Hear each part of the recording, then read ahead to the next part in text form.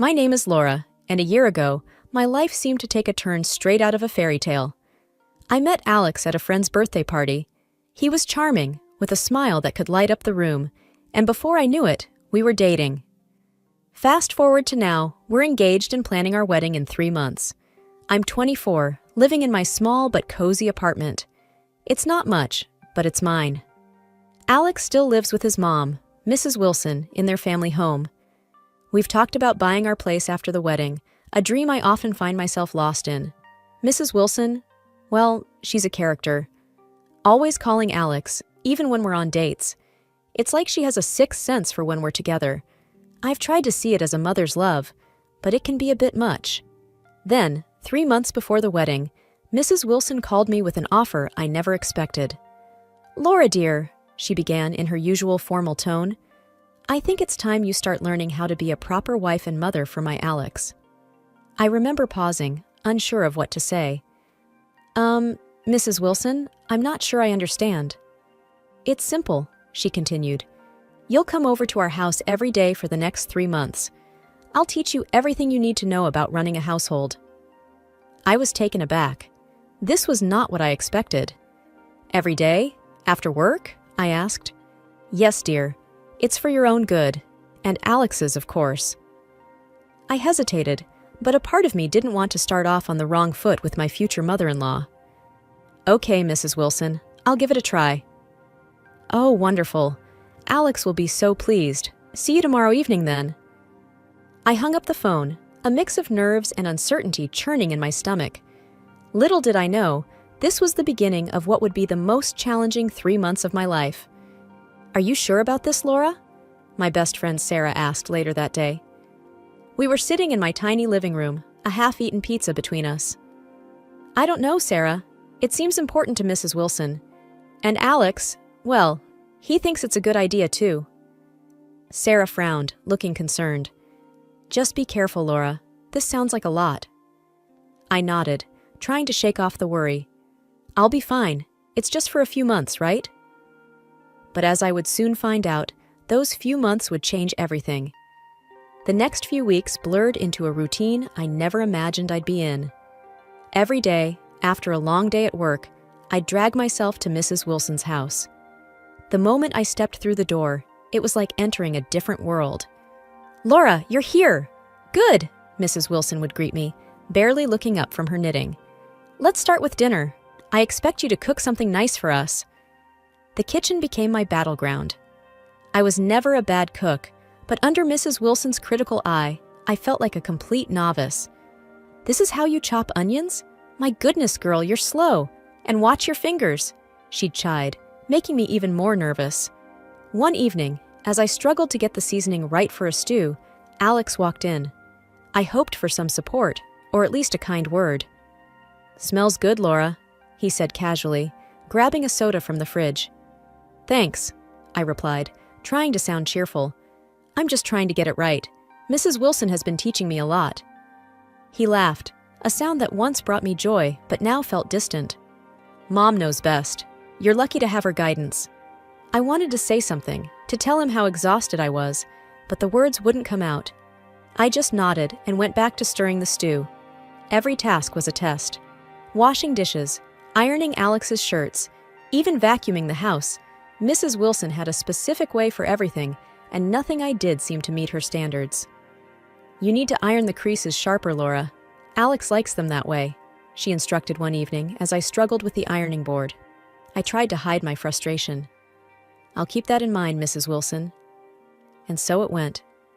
Days turned into weeks. I kept telling myself it was a phase, something to endure for Alex's sake, for our future. But as I lay in bed each night, my body aching and my mind racing, I couldn't help but wonder if this was really what my life was going to be. A never-ending cycle of trying to please someone who seemed impossible to satisfy. My friends started noticing the change in me. "You look tired, Laura," Sarah commented one day. "Is everything okay?" I forced a smile. "Just busy with the wedding prep and all. You know how it is." But deep down, I knew it wasn't just the wedding stress. It was this new life I had stepped into, one where I was constantly trying to prove myself to a woman who seemed determined to find fault in everything I did. And the worst part? I was beginning to lose sight of who I was in the process. The weekdays were tough, but the weekends brought a whole new level of challenge. Mrs. Wilson hosted her relatives almost every Saturday, and I was expected to cook and cater for all of them. It was a Saturday morning, and I was already in the kitchen, a long list of dishes to prepare. Mrs. Wilson entered, her arms crossed. "Remember, Laura, my family has high standards. You need to impress them," she said, eyeing the ingredients I had laid out. I nodded, feeling the pressure. "I'll do my best, Mrs. Wilson." As the day progressed, the kitchen felt more like a pressure cooker. I was chopping, stirring, and baking, trying to keep up with the endless list of tasks. The clock seemed to tick louder with each passing minute. The guests began to arrive, and the house filled with chatter and laughter.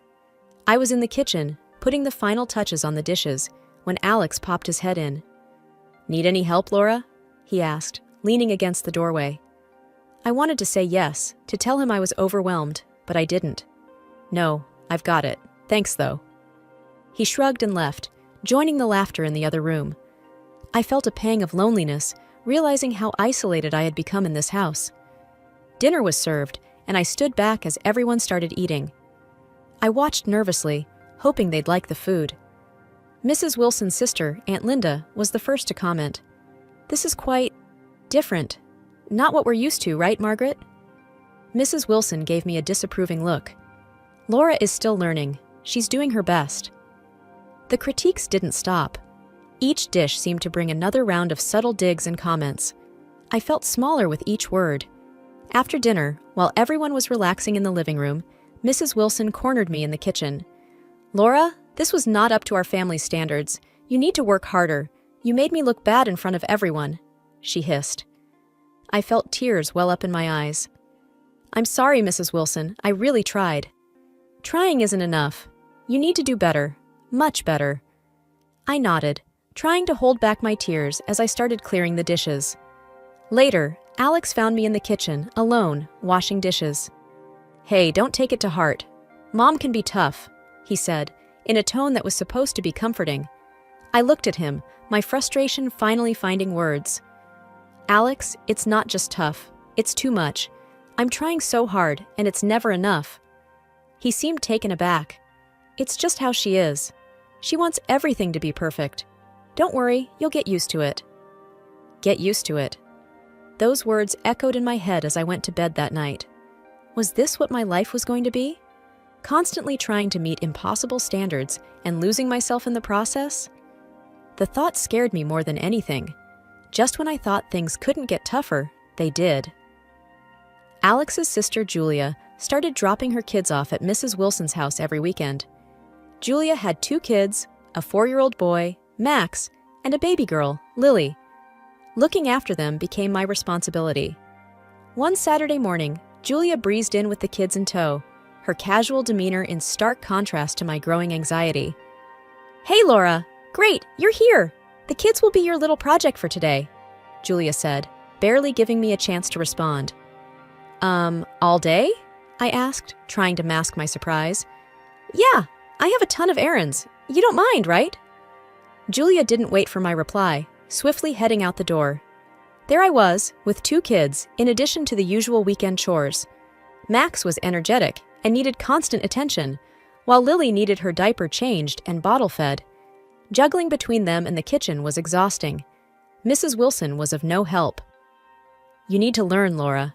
This is what family life is about," she said, observing me struggle with Lily and a fussy Max. By the time Julia returned in the afternoon, the house was a mess. The kids were cranky, and I was on the brink of tears. "What happened here?" Julia exclaimed, looking around the disarrayed living room. "I tried my best, Julia. Max and Lily needed a lot of attention," I explained, feeling defeated. "Well, you'll just have to get better at managing, won't you? After all, you'll have your own someday," Julia said nonchalantly, rounding up her kids. That night, after everyone had left and I was alone cleaning up, Mrs. Wilson came into the kitchen. "You need to pull yourself together, Laura. Today was not acceptable," she said, her tone cold and firm. "I'm doing everything I can, Mrs. Wilson," I replied, the day's frustration bubbling to the surface. "It's not enough. You need to be more efficient, more organized. That's what being a part of this family means," she retorted before leaving the kitchen. As I sat there, surrounded by toys and dirty dishes, I felt a sense of hopelessness. This wasn't the family life I had dreamed of. It was a never-ending cycle of demands and criticisms. And with each passing day, my spirit, my very essence, seemed to be eroding away. I wondered if Alex understood or cared about how much I was struggling. But deep down, I knew the answer, and it scared me more than anything. Exhaustion became my constant companion. It followed me to work, where I found myself struggling to focus. One afternoon, it caught up with me. I was at my desk, staring blankly at my computer screen, when my eyes involuntarily closed. I jerked awake to the sound of my name. "Laura, are you okay?" It was my boss, Mrs. Thompson, standing by my desk with a concerned look. I sat up quickly, embarrassed. "I'm so sorry, Mrs. Thompson. I didn't sleep well." She pulled up a chair and sat down. "This isn't just about last night, is it? You've been looking run down for weeks. What's going on?" I hesitated, but the words just came pouring out. I told her about the wedding preparations, Mrs. Wilson's training, the weekends with Alex's niece and nephew, everything. Mrs. Thompson listened quietly, her expression turning from concern to disbelief. "Laura, this isn't training or preparation. It sounds like you're being used. You're not a maid or a nanny. You're supposed to be their family," she said, her voice firm. Her words hit me hard. But I thought I was doing it for Alex, for our future. "Laura, a relationship is a partnership. It's about support and respect, not servitude. You need to think about whether this is the life you want." Her words echoed in my head as I left her office. For the first time, I allowed myself to really think about everything that had been happening. Was this really what I wanted? Was I happy? That evening, as I made my way to Mrs. Wilson's house, I felt a growing sense of dread. The familiar tasks awaited me, but now they felt even more burdensome. During dinner, Mrs. Wilson was her usual critical self. "Laura, this chicken is overcooked. You really must pay more attention." I looked up from my plate, something inside me snapping. "I'm trying my best, Mrs. Wilson. I work all day and then come here and try to do everything you ask." She looked at me, surprised by my outburst. "Well, your best isn't good enough. You need to try harder." I wanted to say more, to tell her how unfair she was being, but I couldn't find the words. I just nodded and went back to my dinner, a storm of emotions brewing inside me. Later that night, I lay in bed, Mrs. Thompson's words replaying in my mind. I realized that I had been so focused on trying to please Mrs. Wilson and Alex that I had lost sight of my own happiness. For the first time, I questioned whether this wedding, this future with Alex, was what I truly wanted. It was a scary thought, but it was the wake-up call I desperately needed. The next day, a heavy feeling sat in my chest as I went about my work. Mrs. Thompson's words had opened a door I couldn't close anymore. I knew I had to face the reality of my situation. That evening, I took an early leave from work, and instead of heading straight to Mrs. Wilson's house, I decided to take a detour. I needed some time to think, to clear my head. But as I drove around, a nagging thought kept pulling me back. I arrived at Mrs. Wilson's house earlier than usual. I didn't call ahead, which was out of the ordinary for me. The house was unusually quiet as I let myself in with the key Alex had given me. I was about to call out when I heard voices from the living room. Curiosity got the better of me, and I tiptoed closer. It was Mrs. Wilson, Alex, and his sister Julia, their voices a mix of laughter and hushed tones. "And she just keeps coming back for more," I heard Julia say, her voice tinged with amusement. "I know, it's hilarious. Laura thinks she's proving herself, but really, she's just a free housekeeper. And after the wedding, she'll be completely under our control," Mrs. Wilson chimed in, a note of triumph in her voice. I felt my heart pound in my chest. This couldn't be happening. "And the best part is, she buys all the groceries with her own money. We haven't spent a dime," Alex added, laughing. I couldn't believe what I was hearing. My Alex, the man I loved, was in on this too. I stepped into the living room, unable to contain my shock and anger. "How could you?" I blurted out. The three of them turned to me, their expressions shifting from amusement to shock. "Laura, how long have you been standing there?" Mrs. Wilson stammered. "Long enough," I said, my voice shaking. "I can't believe I fell for all of this. I thought we were a family." Alex stood up, his face a mix of guilt and confusion. "Laura, it's not what you think. We were just joking around." "A joke?" I laughed bitterly. "I've been slaving away for months, thinking I was building a life with you, and you were all laughing at me." Mrs. Wilson tried to interject. "Laura, dear, you're overreacting. We only wanted the best for you." "The best for me? By treating me like a servant? By making fun of me behind my back?" I couldn't hold back the tears. Julia was quiet, avoiding my gaze, while Alex seemed at a loss for words. "I thought I was joining a family. I thought I was loved, but I was just a convenience to you all," I said, the reality of the situation sinking in. "Laura, please, let's talk about this." Alex started, but I held up my hand. "No, Alex, there's nothing left to talk about. I can't be a part of this farce." I turned and walked out the door, leaving behind the house, the people, and the life I once thought I wanted. In that moment, I felt a mix of pain and relief. It was over. The truth was out, and I was finally free from the illusion I had been living in. I barely slept that night, my mind replaying the conversation over and over. By morning, my decision was clear. I couldn't marry Alex. I couldn't be part of a family that saw me as nothing more than a tool to be used. I went to Mrs. Wilson's house one last time, needing to end things officially. My heart pounded as I rang the doorbell. Alex opened the door, his eyes red, like he hadn't slept much either. "Laura, I'm glad you're here. We need to talk," he said, his voice hopeful. I stepped inside, my resolve firm. "We can talk, but my decision won't change." Mrs. Wilson was in the living room, her usual stern look replaced with a softer, almost pleading expression. "Laura, please understand, we didn't mean any harm. It's just our way of testing your commitment," she said, trying to justify their actions. "Testing my commitment?" I repeated, disbelief coloring my tone. "By treating me like a servant and laughing at me?" Alex stepped forward. "Laura, I love you. I didn't want to hurt you. It's just, my mom's way can be a bit extreme."